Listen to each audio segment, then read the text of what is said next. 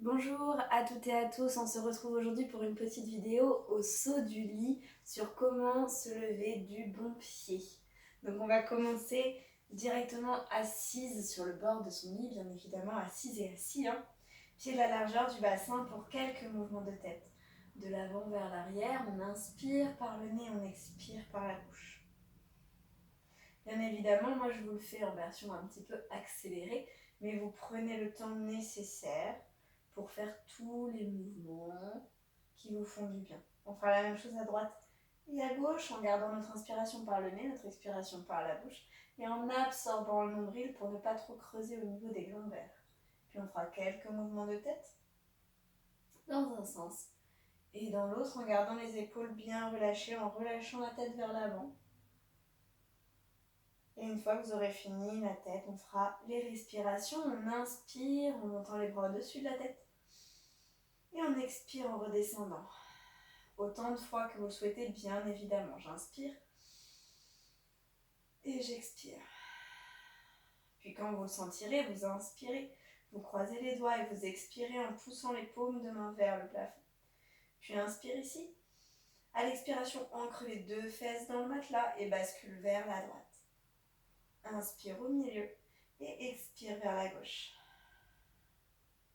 Ici, toujours en rentrant le ventre pour ne pas creuser au niveau des lombaires. Et on vient chercher un bel alignement, un bel allongement de la colonne vertébrale. Puis on viendra expirer en arrondissant le dos, paume de main vers l'avant, les omoplates qui repoussent vers l'arrière. Inspire, on se grandit, on vient tirer le bout des doigts. Et à l'expiration, on relâche. Puis on viendra travailler dans les chevilles.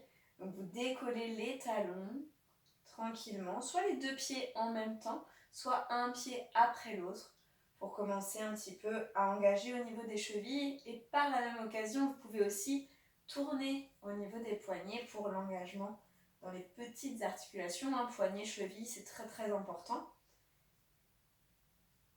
Dès le matin, on réveille un petit peu tout notre corps. Puis une fois que vous aurez fini celle-ci, vous viendrez appuyer au niveau des cuisses et vous redresser sur une expiration. Ici, on va venir engager la colonne vertébrale, on inspire. Et à l'expiration, on relâche la tête. Les épaules, le dos, vertèbre par vertèbre. Déverrouillez toujours les genoux, le corps a besoin de délicatesse le matin. On inspire en bas et on expire pour dérouler. Pareil, celui-ci, vous le faites autant de fois que nécessaire.